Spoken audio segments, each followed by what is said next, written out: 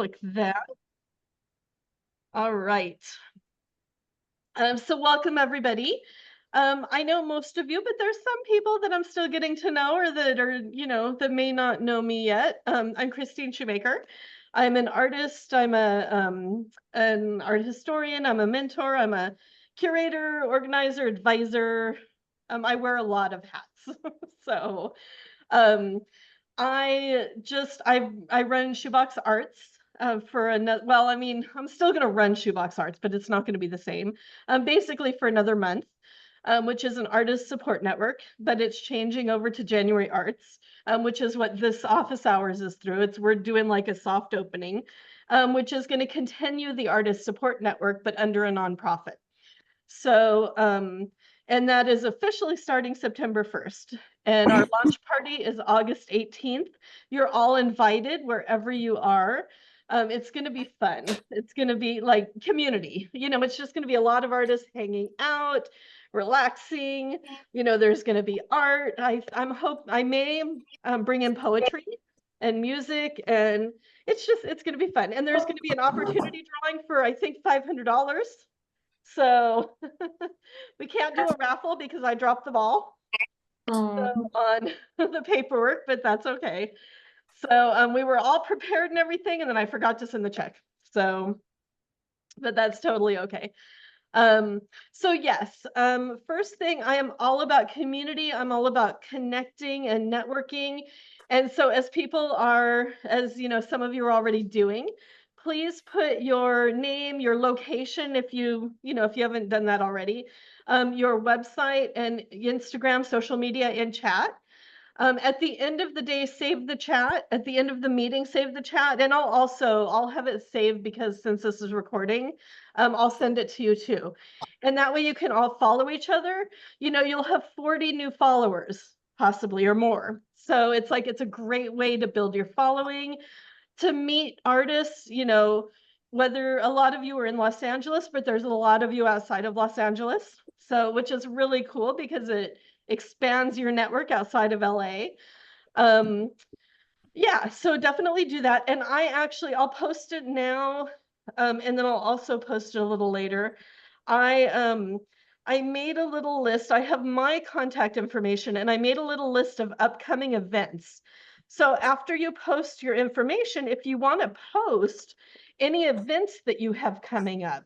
So like we have some events here at Shoebox Projects, which is my space at the brewery. Or we have an artist talk on Zoom with Liberty Worth coming up. And then Liberty and Monica's closing on August 10th. Amy Meyer, who's here, has an artist talk on Zoom on the 13th. And then January Arts launch party. Also, I know a few of us are in the Torrance Art Museum, the Nomad and Trist. That is going to be a cool thing to check out if you're in the area. It's Torrance Art Museum is taking over an office building. This is the 3rd year they're doing it. And like one whole floor is filled with artist work, and the other floor with office space is filled with like art collectives and small galleries, and they each took a room and they're going to be showing art. So it's all about like bringing artists together and sharing work and community, and which is what I'm all about. So I highly recommend checking that out. The Brewery Art Walk is October 5th and 6th. I'm going to be showing my Perceive Me work. And yeah, so anything else you have coming up, please share it in chat. That way, we can all go. Well, I mean, everybody could try and go. I say try.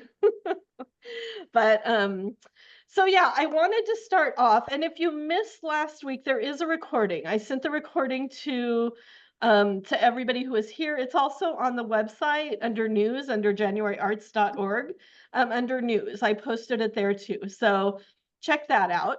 But I wanted to talk about galleries today because that was the most asked question in chat. And I'm going to just put the list here in chat also that I sent in the email. So I'm going to just talk for a couple minutes about galleries, and then I'm going to open it up for questions. And what I'll have you do is raise your virtual hand. If you don't know how, at the bottom of your screen, there's a reactions. Let me see, where is it? I know, yes. Under React, I know it changed for some people, but you can click React and there's a button that says raise hand. So when you're ready, because I may not be able to see it if you raise your physical hand. I know on some of the screens now, if you raise your physical hand, it'll like after 5 seconds, like it's gonna do for me, it raised my hand automatically. So there's that too. But so I just wanted to like give a little bit of um my take on galleries and like my experience before we open it up to questions. And based on some of the topics that I copied um in the chat. Art galleries are like one of the or getting gallery representation is like at the top of most artists' list of what they want as an artist. And I urge you to ask why. Where did that come from? Where did that idea come from? Is it because of from history? Is it, because artists who are with Gagosian or artists who are with, these galleries that show at the art fairs that maybe sell art? Or is it because they get a solo show every couple of years or because their work is selling? I urge you to ask why. And then, really it's important to research galleries because, being represented by a gallery, it's not straightforward anymore. It's not, before, like even in the 50s and 60s, like in New York, when like Castelli, started galleries, artists used to get stipends. They would get gallery space. They, the galleries really championed artists. And there are some galleries that do that now, but most of them, there's so many different types of galleries out there. As a lot of there's galleries that you can rent. There's galleries that, you pay like a membership to. There's galleries that, they'll give you the space and you pay like a 40% commission but they don't do anything. It's just the space. There are galleries that champion you, that get you into corporations and organizations and museums and talks. And so there's so many different types of galleries. So it all goes back to who you want to be as an artist. And so I urge you to really think about why you want a gallery. If you want a solo show in a museum, yes, a gallery can help with that, but you can do it yourself. You can send proposals. You can, you can network and connect with people, at the museum. There's ways to do it. And so I'll kind of talk about that. But gallery representation, and again, like I said, there's so many different types of galleries. There are one of my favorite galleries in Los Angeles is Charlie James, and a lot of you, know he's in Chinatown. And I get his emails, and he like in his emails, like once a week maybe, he'll be like Narciso Martinez got a $25,000 grant, or his work just got picked up by 2 museums, or um, he's on a residency for a month or, and so it's really cool to see, you could tell the gallery is really working for him. And, and he's also working for the gallery. And that's something you have to, especially today, it's not just, finding an agent, finding somebody to do the work. It's a partnership. It is like a collaboration with a gallery, with a consultant, with an advisor. It's really a partnership. And so, we have to put as much work into it as they do for us. So keep that in mind.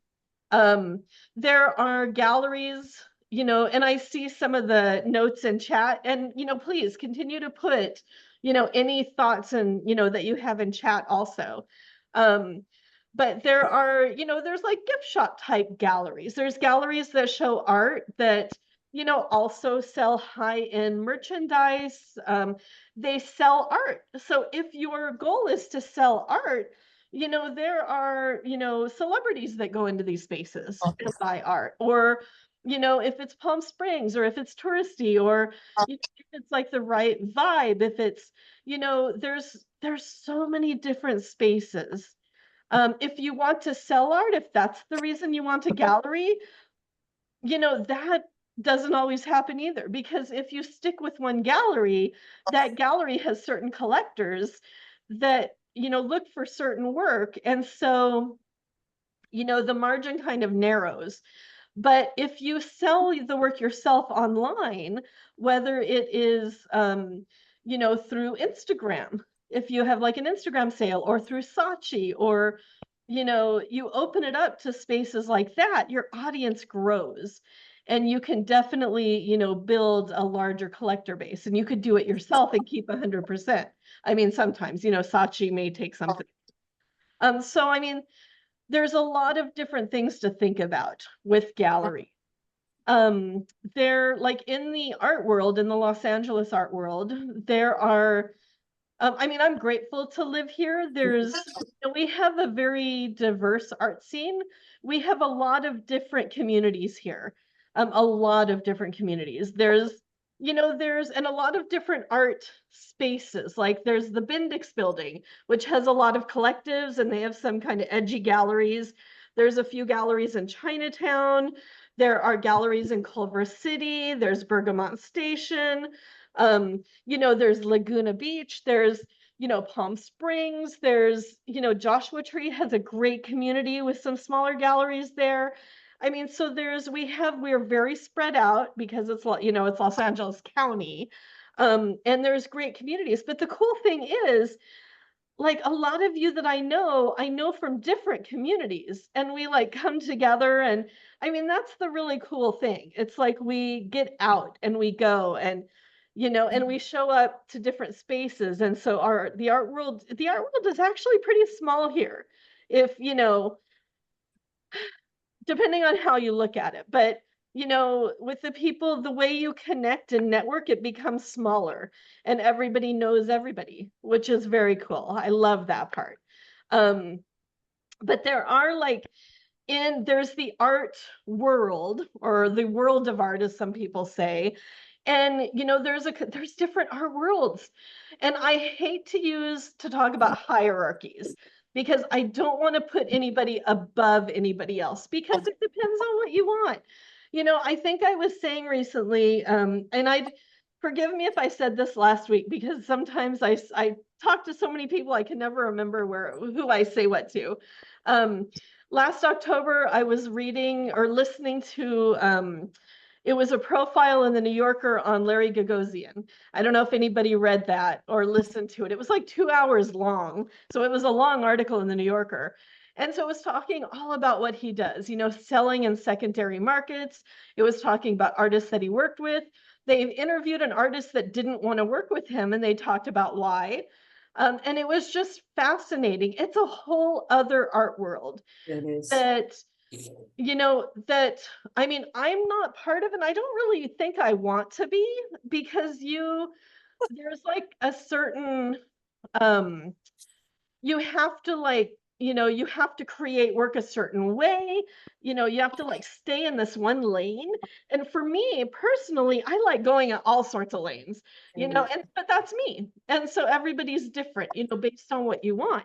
And so that's really important to think about, is what do you want? And again, who do you want to be as an artist?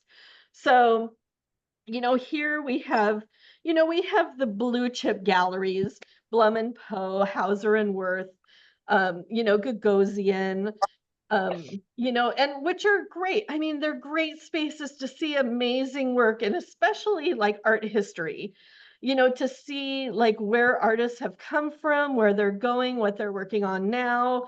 Um, you know, so I mean, I highly recommend them. And also, it's important to look at those galleries and really look at the history of those artists, like Mark Bradford. You know, if you want, like, if you want to be Mark Bradford, basically, you know, if you want to be, you know, Anna Mendieta, or I mean, she has a shorter life, sorry. I mean, you know, but, or if you want to be, you know, Louise Bourgeois, or who's showing now? Let me see. You know, like the artists that are showing now, look at the trajectory of their career. Look at where they started, where they hung out, who they hung out with, what schools they went to. Look at the galleries they showed at, and look at the trajectory. And remember, everything we do, we're in it for the long game. I mean, it's like, these artists, even Damien Hirst has been working for years and years and years. He started out in an art scene in, England. And there were a few of them there, and they made a name for themselves. And then, of course, um, I don't remember. Yeah, they had the Sensation exhibition, and from there it just blew up. So things like that happen. Community. I mean, it was all about community. So it's important, like if you want to get into a gallery, to look at the artists that are in the spaces, in the not the spaces, not the specific spaces, but in the same like place that you want to be, and look at their trajectory. No matter who it is, could be Lucida Hurtado, who recently passed away, and they discovered her, in her 90s. It could be Lee Bonteque, who also, didn't work for a long time and then had her big show at the Hammer. If you saw that show, you were lucky. I saw it a couple times, and it made a huge impact on me. And that was what, 10, 15 years ago, I think.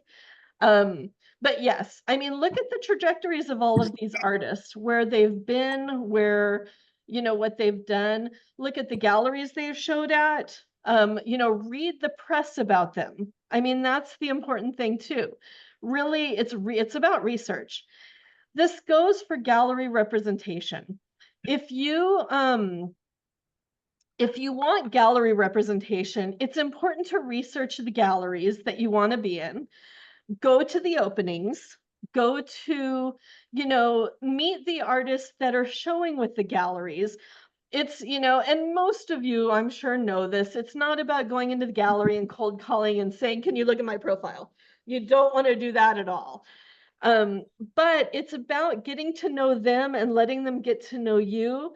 There are things you could do. One of the artists that I worked with, Maya Kabat, she has a show right now at Vielmetter. And I've told this story before. I don't think I told it last week. Maya, we worked together a few years ago. She lives up in Berkeley, and let's see, we worked together, and then she was doing other things, and then I promoted her solo. She had a solo show at LAA. Now I can't remember the whole trajectory, but she had a solo show at Los Angeles Art Association last summer, so a year ago. And while she was coming down, she was coming down once a month, and then, more when her solo show was up. And she would go to openings. And I had told her, when you go to openings, when you go to galleries, take photos, share them on social media, tag the gallery, tag the artist. Generosity begets generosity. The more we support others, it will come back. And it's about name recognition. It's about drawing attention to who you are and what you do. So she went to Vielmetter, and there was an awesome show. She took photos. She talked about it in social media. Vielmetter followed her back. This was a few months back. Vielmetter followed her back. And then, she had called me we're in August. I think she called me in like January. She's like, oh my God, Christine, I need to tell you this. And Vielmetter reached out to her and said, thank you for following us. We've been following you. We're looking for an abstract artist, and we would love to show your work. Like that. I mean, I've heard stories like this, and it's, things do happen like that. I mean, you never know. It's the long game. So it's like we do have to work at it. But the more tips and tricks you do like that, the more things you do to build name recognition, to support others, it will come back to you. You never know. So so that's one piece of advice. Go to galleries. If you want a gallery, if you want gallery representation, you have to go to galleries. And I know it's hard to say. I talk to so many artists who, who hate going out, I mean, I hate it looking for parking. Oh, I just, if there isn't parking available, I'm like, really? And so, before the pandemic, I would take Uber or Lyft more, because it was nice. I didn't have to worry about it. I could just get dropped off. But I'm like, now prices have gone way up. And so it's like, okay. So, I went with a friend a month ago and he was driving and he was getting frustrated because we went around the block a couple times, looking for parking. And it's just, yeah, it's a pain in the butt. So if you don't go to an opening, go to the gallery in the middle of the day and see the work. Talk to the people at the desk about the gallery or about the artist that's showing, about the show. Sign the book. One of my speakers, Sasha Bauman, some of you may know her. She's amazing. She lives in downtown LA. She's worked with galleries. She's working on with the estate of somebody may remember here. I can't remember offhand. He passed away. I can't remember. Steve Roden? Who is it? Steve Roden? No, he's still alive, isn't he? Oh wait, no, he just passed away recently. Yeah, just recently. No, um, no, but something like that, but I can't remember exactly. But she's worked in galleries, and so she talked to my artists, and she's like, when you go to a gallery, sign the book. Like sign the book, put your email address. She's like, they look at that. They people in the gallery will look at the book and they will look at you. They'll research you. First of all, they want to see if you're a collector. That's the thing because they're all about selling work. But they'll look at your Instagram. They will look and even if it's just for a second, your Instagram, your website, you need to make an impression with that short of time. But you won't do that if they don't know about you. And so you need to sign the book. So do that. Add them to your mailing list. You don't have to add every gallery. This is why it's about research. This is why, like, for instance, if, and this is me personally, I have been thinking about talking to Commonwealth and Council. And I will personally say I've never been there before, So I mean, it's in my head. I think they would be a great gallery for me because they're not about selling work. They're about, getting institutions involved. They work with artists who have really interesting projects. I've also been talking to another gallerist and he's like, the wheels are turning because Perceive Me has a lot of moving parts that are involved. And so, eventually we'll talk about that, but I'm in no rush because I have so much other stuff going on. But Commonwealth and Council, if if once January Arts gets started, when I have more bandwidth and when my focus is there, I'm gonna go and see the shows. I already know a couple of artists involved, with Commonwealth and Council. I love what they do. I'm gonna start going to the shows. I'm gonna make sure they're on my email list. I'm gonna, introduce myself and to the people that run it and talk about the shows, and that's it. And I'll walk away, and then I'll go again and again and again until, they'll get to know me.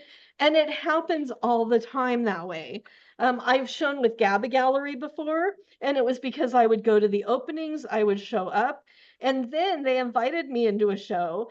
And I showed up, on the day the work was due. I had the paperwork that they asked us to fill out, and they're like, oh my God, thank you so much. They're like, a lot of artists forget the paperwork or they don't fill it out completely. I always say be easy to work with. And so, they were like, and they invited me back to another show. I mean, but I don't do enough work, to be represented by them. So those are things you have to think about too. It's like, why do you if you want representation, you have to have work. You have to do the work, because what are they going to sell then? And most galleries are about selling. So you need an inventory, you need to be prolific. So really think about that. let me see, finding galleries that suit your work. That was a big question by a lot of people. Again, research, look at the art magazines, read reviews, go to websites like Curate LA. And, a lot of the galleries post, it's curate.la. You can find openings there on Curate LA. And they also show ongoing shows. Artillery Magazine, and of course, Art and Cake. Have to put that out there. Check out the reviews, check out where people go, to see work. There's also Carla, Contemporary Art Review LA. They review shows. There, of course, the LA Times, the, Daily News, your local paper. I Perceive Me was written about in the Daily Pilot in Newport Beach, which is a subsidiary of LA Times, and it was a Coastline College show.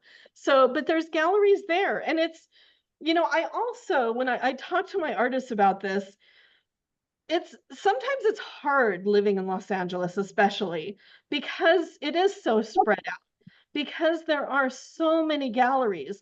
Sometimes it's a matter of walking out your front door and walking around the block and finding a neighborhood gallery that you hadn't thought of before, that you hadn't known before. There are a lot of small galleries out there that aren't in the art scene, that aren't on Curate LA or don't know how to do that or don't do enough of that.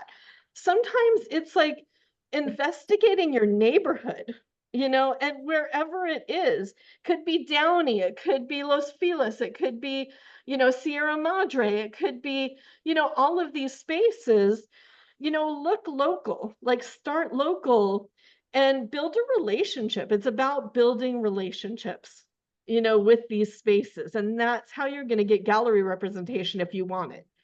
So, let me see. I'm just like looking at the solo shows, for gallery, as far as gallery representation goes, if the gallery likes you, they may not give you a solo show first. They'll put you in a group show probably. They want to see how much work you have. They want to see if they can sell your work. And so it may take a few years to get a solo show. Those just don't happen overnight. But again, we live in a DIY art world. You can put together a proposal for a solo show if you're ready. And I saw a question about how much is in a body of work. It varies. I say anywhere from 10 to 15 pieces. It depends on the size of the work. It depends on the space that you're going to submit a proposal to. Cal State Los Angeles is huge, whereas like Shoebox Projects is small. So it depends on where you're going to submit a proposal to. It depends. I mean, having a body of work, at least 10 to 15 pieces is kind of a good rule of thumb. If you have more, great, but your work changes and progresses and evolves. One of the things I was just talking about with some artists the other day is we could have a body of work that that we think is like, we have an abstract body of work. And then like we create a work that's part abstract, part figurative, and a curator may come in and they may see something in that abstract figurative work that fits in with the abstract work. And so, I mean, you never know what a curator is going to think of also. And this is the perfect segue to start questions. And Nancy, you have your hand raised, so go for it. Can you hear me? Yeah, yep. Okay. I would like to know how many people on this call have felt that they have had a lucrative, successful, long-standing relationship with a gallery. Is there anybody here with gallery representation, period? Kind of, okay, a couple people. No, I'm talking about where the gallery represents you. You've signed a contract with them, and you feel that what they're providing you is exactly what you need at this point in time. And that's a great question. Very. If anybody has the answer, if you want to put it in chat, you know, if Debbie, did you want to respond to that? Sure, I have gallery representation with Craig Kroll Gallery, and my story is really, it was just totally easy. I did nothing to get it. Basically, what happened was in 2020, I was a member of LA Art Association, and I started there in 2018, and then in 2020, that summer, there was a show. It was the Tarfest show that was put together by Launch LA, and Edward Goldman went to that show, and he took a picture of my work, put it in his newsletter, and then it was in spring of 2021, I got a phone call from some random person, and I was working at home, so I thought it was a work phone call. It was Edward Goldman. He called me up and he said, and I have been a fan of KCRW and Edward Goldman since like the 1980s. And I said, oh my gosh, I know you. And he said, I'm putting together a show for USC Fisher Museum about what artists are doing during the, or what they did during COVID. And he goes, at that time, I had one piece. I had a bunch of little pieces, but I had one bigger piece that had been in the Tarfest show. And he goes, are you working on anything else? And I said, yes, because I actually was. And he goes, so then we talked on and off for several months, and he decided he would take the piece I was working on and the piece that was in the Tarfest show. He put it in that USC show. And then the opening was still kind of in COVID. It was limited people who could come. You could bring like 3 guests. And then Dan McCleary, who is one of Craig Kroll's artists, also had a show in the back room. It was a solo show in the back room. Craig was there. I had no idea who he was. I was talking to somebody there. He walks up to me, hands me this flyer for Dan McCleary's show and said, give me a call. I like your work.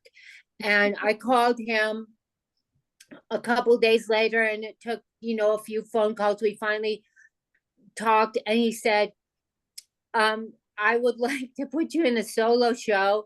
Can you come and meet me? So Oh, wow. over there, showed him my 2 pieces. Maybe I had a third by then. And then I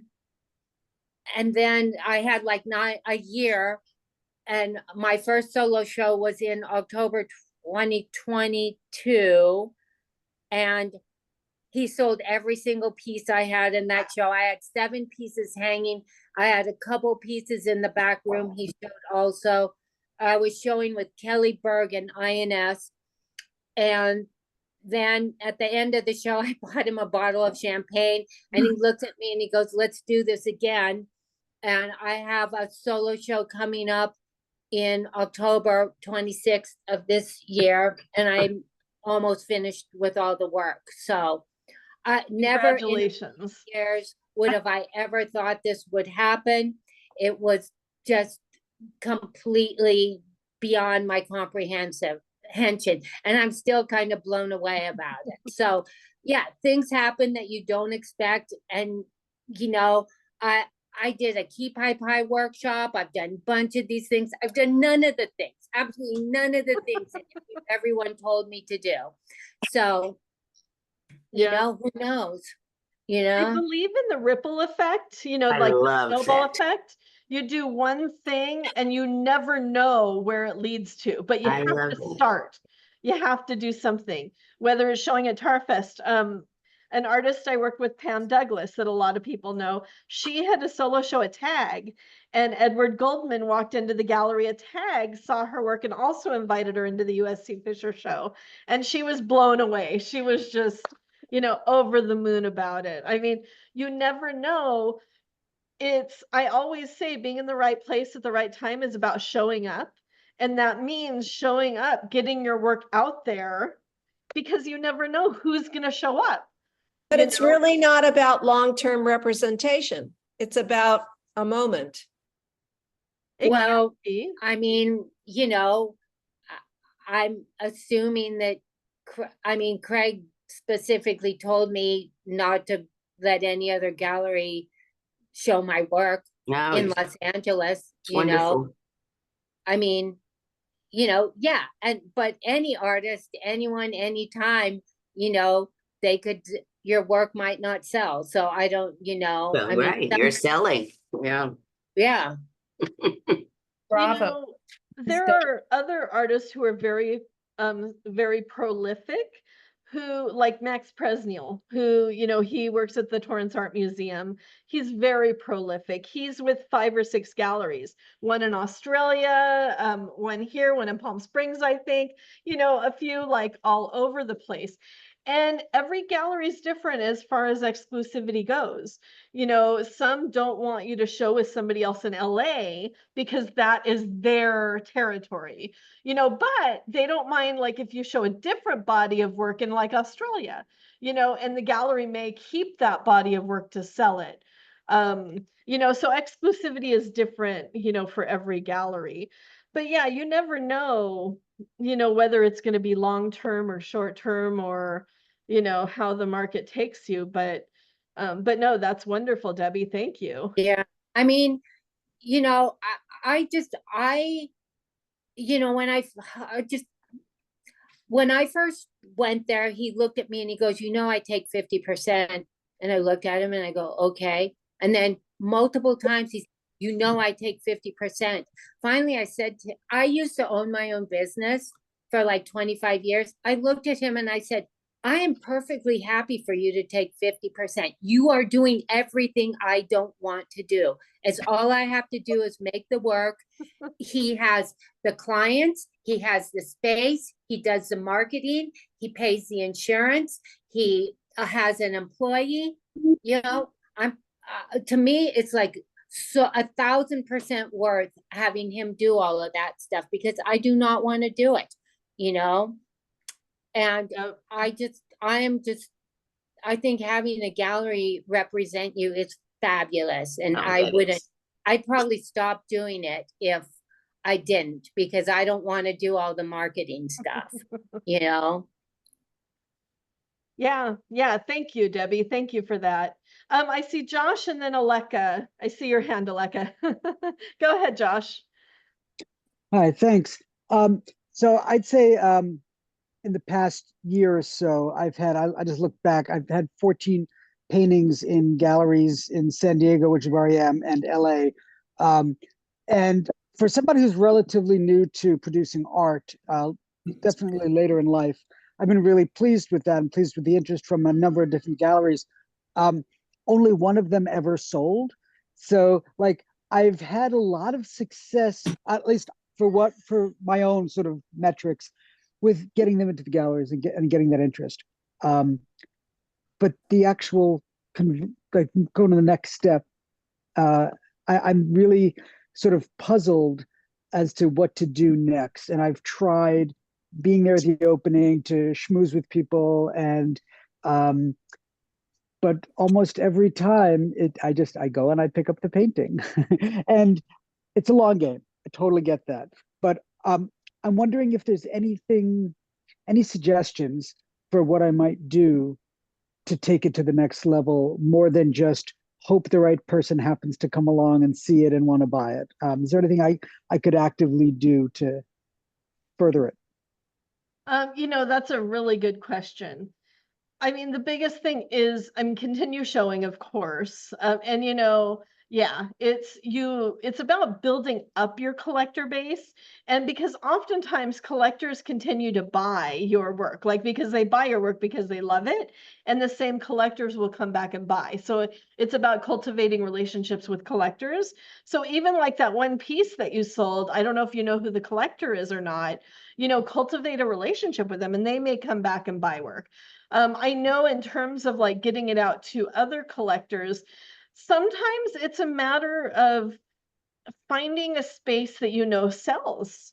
And maybe it's like, if you submit to a gallery, ask them ahead of time, how are your sales? Do you sell Do you, I will admit it, we have sold a few pieces out of shoebox projects. It is hit or miss, it depends. But that's not primarily the reason I run it. I'm not a saleswoman. I love just to be able to give artists the opportunity to show their work. So, and a lot of times with galleries will ask you for your collector's list also, because they're going to use your list to sell. And then of course they'll use their own list, because when a gallery has collectors, the collectors have a relationship with the gallerist, like Craig Kroll. They trust Craig. They trust the agent or the consultant or the advisor to know, this artist is good, this artist is important, I believe you should own this artist.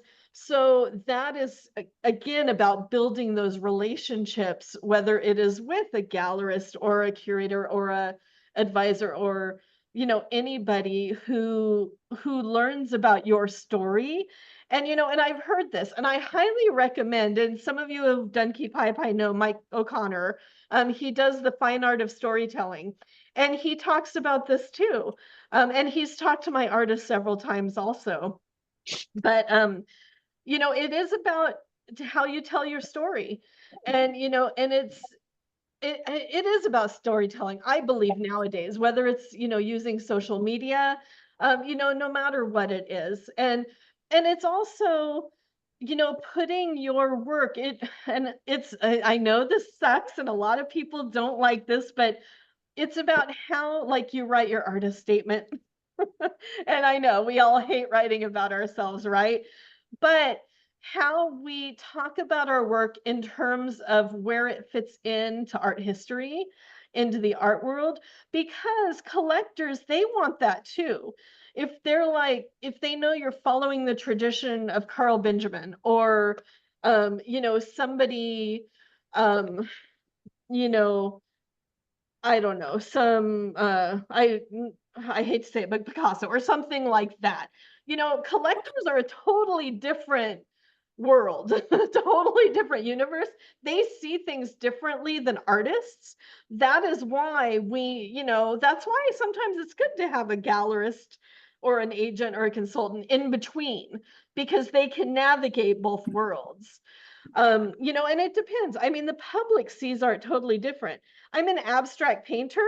My stepdad wanted me to paint like a realistic semi truck on the door of his semi truck. It's like, because I'm an artist. This was many years ago. And but yeah, so it's like the public, they like what they see, they buy what they like, whatever, or they buy what will fit in their home above their couch. They buy what attracts them immediately, and they buy the story also. And it's great that you are like talking to people about the work. You never know where that could lead. I think I told the story, whether it was last week or not, about I had a show up in Burbank at the Colony Theater Company. And a year later, I had my business cards, and somebody emailed me and said they wanted to buy art for their wife for their anniversary, which of course, is normally a scam, but it wasn't. He came to my place in Northridge and he bought a painting, for $1,000 at the time, which was 15 years ago or whatever. So, that was a lot for me because I was in school. And, so I mean, you never know, showing your work, now, giving people your cards, sharing on social media. People are also lurkers. So if you get their email address, you have, your mailing list, you keep telling them what you're doing, where you're showing. Also, if you post, you don't have to do it all the time, but I see this all the time. If you post that you sell a work, it's psychological. People are like, oh, they're in demand. I need to buy work. I do it all the time. And I'm like, I want that work, and then it sells from under me. So like, I need to keep an eye out for when they have a sale the next time, or, there's like this textile artist that I love, and, I'm always too slow, but, so it's, there's something psychological also about building demand. but it is about continuing to get your work out there and finding the right gallery. It's important to continue showing as much as you can, but also, you know, when you find the right gallery and when you find the right champion, cheerleader, you know, whoever that is, you know, that helps too. So I hope that helped. Aleka, I think. And you're muted, Aleka.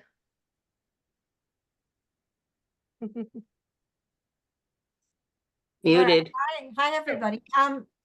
That sort of reminds me of what I wanted to ask about, which is that I had a show at a gallery, a wonderful gallery on Melrose, a year ago. And she kept a bunch of work for a few months. She was representing me for a few months, and then she kept it, finally sold a piece. So I was very excited. There was someone who had come in for the show and then came back months later.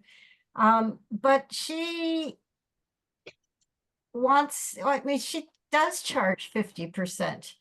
And I don't charge that much for my work, so I end up making almost no money. But my other question is, I really enjoy being in group shows, and how do you work it if you are representing this is a very nice woman whose taste I really respect.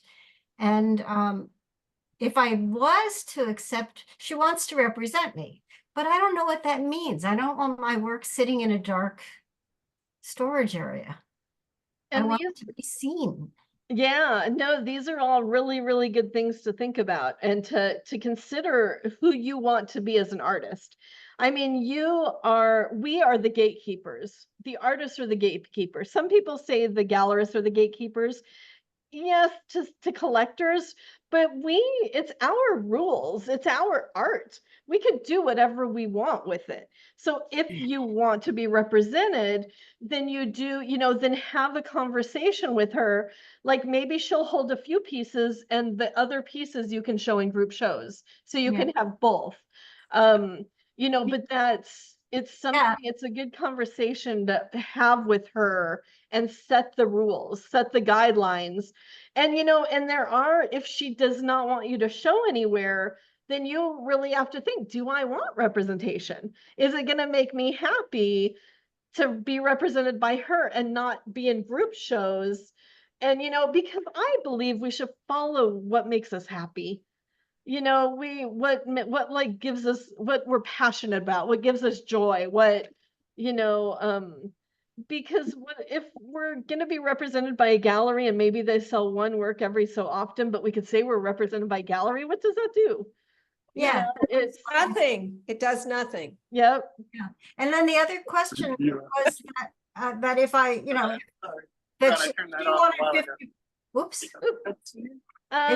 Go ahead. Let's see. I'm gonna go ahead, Aleka.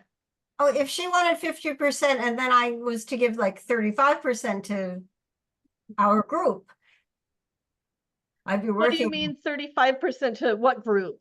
Well, I mean, don't like the groups that like Los Angeles Art Association, you know, all those places charge commission to. It's just really confusing to me. Yeah. Is it better not to be represented and just be a free agent, do you think?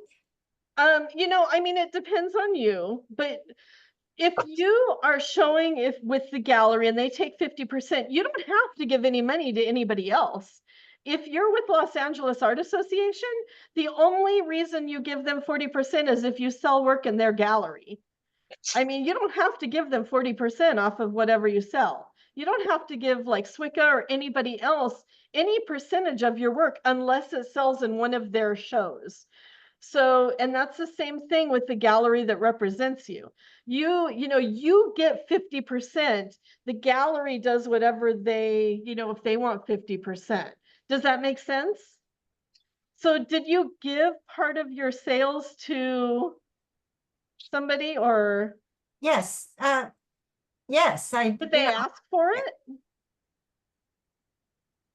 Well, you know, it just never even occurred to me whether or not they would ask for it. I just assumed that if I'm in their show, they get percentage, you know? But my question was, do I have to, like, is it like double dipping? Do I pay 50% and then from my 50% pay the other gallery? I just don't. But I- No, so your work sold when it was at like LAAA? Is that what, or when it was at, where was your work hanging? What show was it in when it sold? 78 gallery, 7811 on Melrose. It's- Okay, and is that where it was represented? Yes, Okay, so Yes, but- they got 50%, yeah. and then you got 50% of that. And what did you do with that 50%? You But gave 35 of it to someplace? no, I didn't. But I guess my question was, does this person exclusively represent all my work? So if I show somewhere else, does she get a percent? No, what I no. I mean, no, she will represent, I mean, and this is a conversation to have with her. But, and because you set up the rules, you set up the guidelines, but if she represents you, it is for only the work that she shows in her gallery, only that work. Does that make sense? Yeah, I but lost you. okay, Yeah. that wasn't what she said, but okay, that's interesting. Yeah, then that's not right. Maybe no, if she says something else, then that's not right.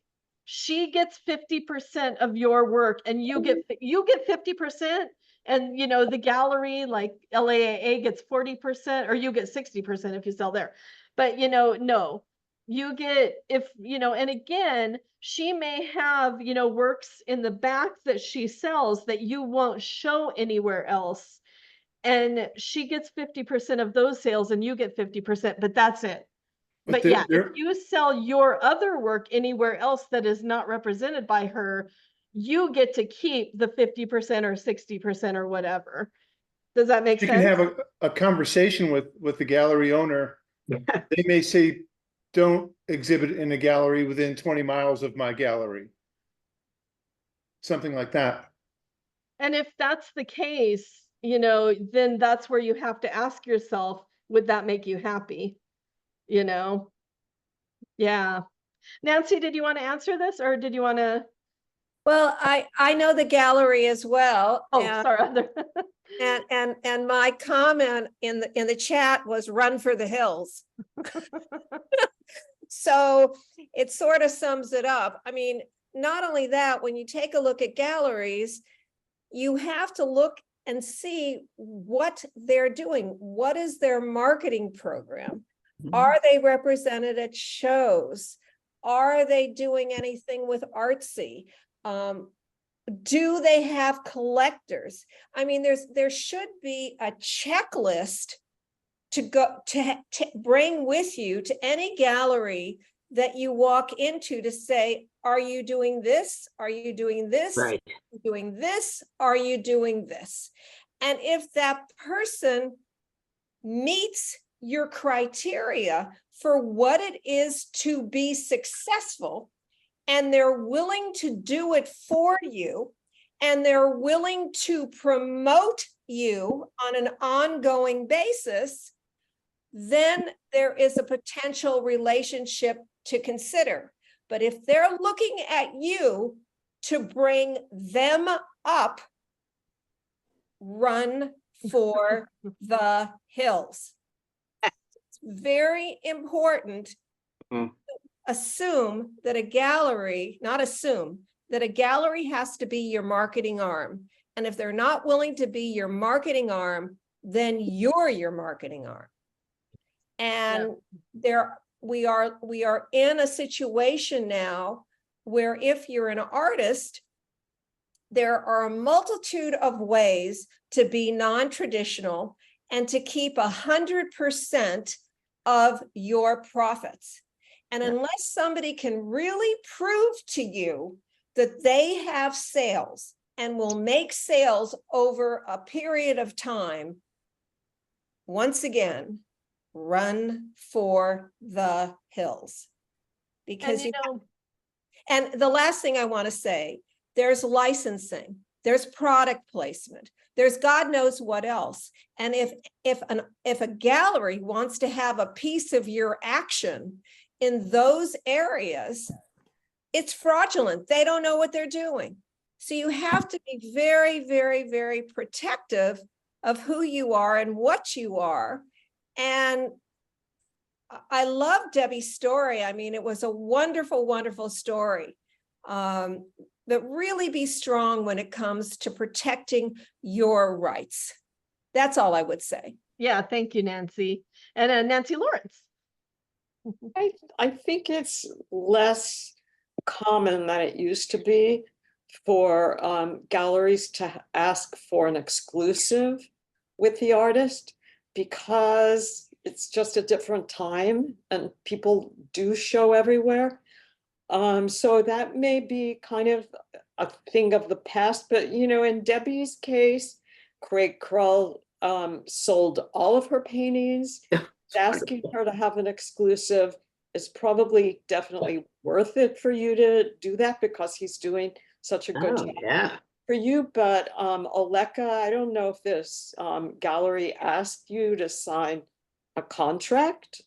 Did they ask you to sign a contract giving them an exclusive, or are you just assuming, or is it just a verbal agreement that you made with them? And you're muted, Aleka.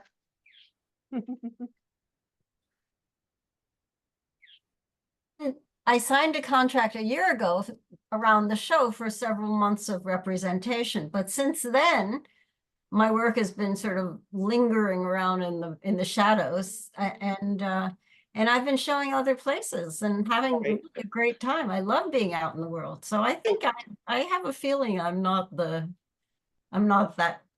to sign a contract. I have a feeling, Yeah, yeah. And sounds like a good choice, Like a good plan. right? I don't know, is this like 611? Is that the gallery name, or is this a different one next door or something?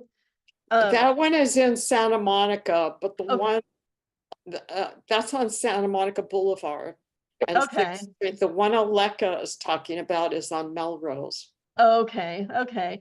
I mean, there's some people that run galleries that they run it based on different business models, maybe business models that they know from their other businesses, or, you know, things like that. Every experience is going to be different, and so these are like, you know, just like Nancy Mills was saying, you have to think about, like, you have to take in your own checklist. And I love that idea. Nancy, we should talk about putting together a checklist, It's a you great know, idea. for artists. I love this. But yeah, taking a checklist of what you want, you know, and because, you know, it's a collaboration between the two of you. There are galleries that you can rent the space, but they also ask for commission. It's like, I don't like that idea either. And it's because, you know, the galleries think that they can't pay rent, that, you know, they shouldn't be doing it, but some people will pay that because they don't know any better. And so that's also why I bring artists together. I put in the link for the peer mentorship exchange. It's free. You can sign up and I'll pair you with another artist. And these are like, it's important to have somebody to run all of these things by. And, you know, Aleka, like anytime, you know, post in Facebook, bring other artists, get other artists involved, you know, because they'll put you right, you know, on like, you know, whether even before you show with the galleries. I have people all the time, what do you think of this gallery? Should I show here? And it's like, sometimes I'll say no, based on what I've heard from other artists. And like, you know, the more you become part of the community and get to know people, the more stories you hear, and the more it's like you can decide for yourself whether you want to do it. Susan's, go ahead. Thank you for saying that, because I'm visually impaired and I can't find the place where you're supposed to pretend you're raising your hand. Got it. I don't know much. You all seem to know a whole lot more than I do, but I recently had an opportunity to have a show at a place other than where I had my first show.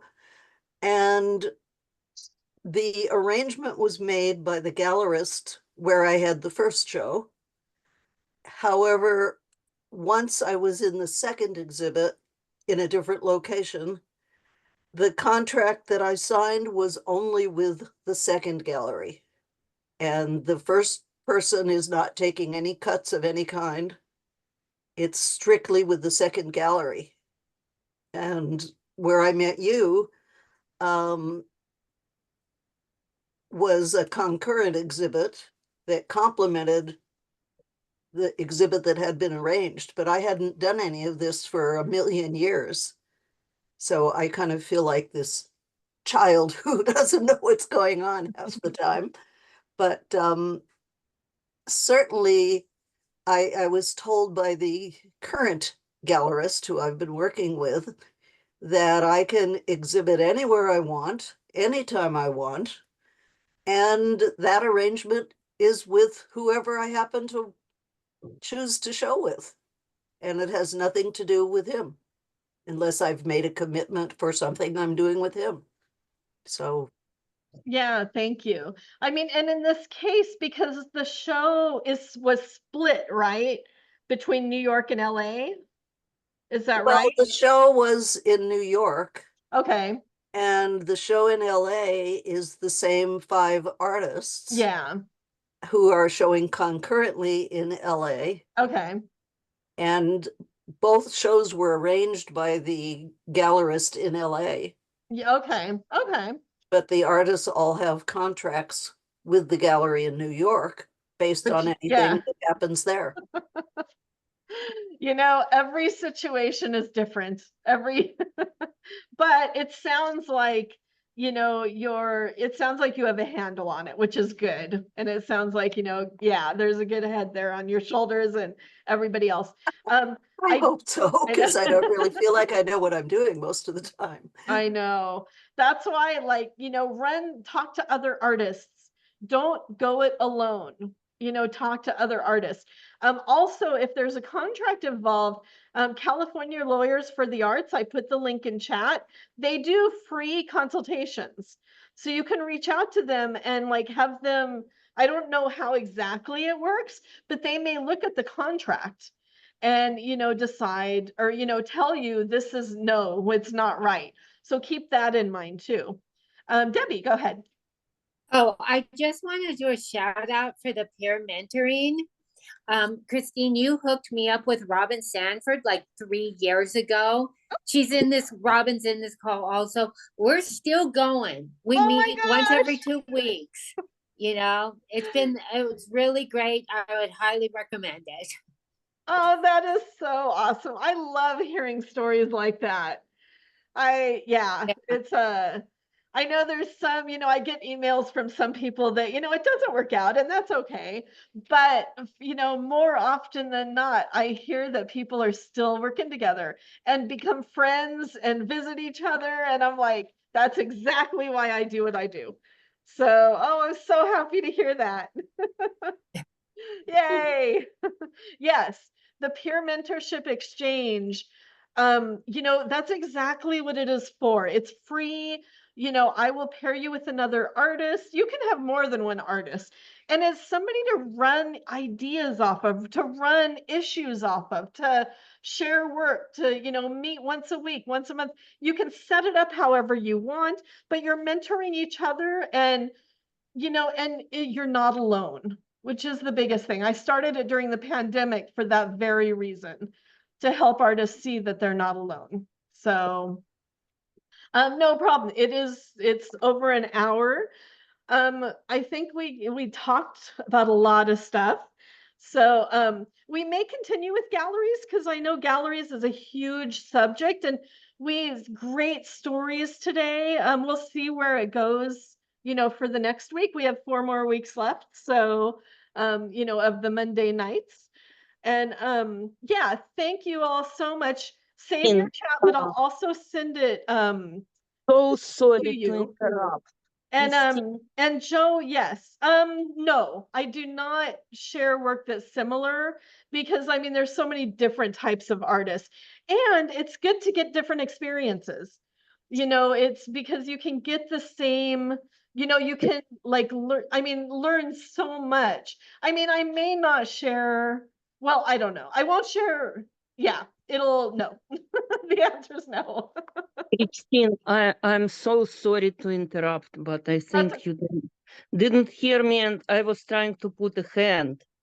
Hello? Okay, yeah, go ahead, Faina. I have a question which should be answered soon because there is a deadline. Okay, Sorry for pushing. no, You go know, I ahead. was trying to do it before. For some reason, I cannot do it. Anyway, I have two questions. First question, I was accepted to the Studio Visit magazine, which is in Boston. And they wrote to me that it was like more than 1,000 submissions. Congratulations, whatever. And do you hear me? Yeah, go ahead.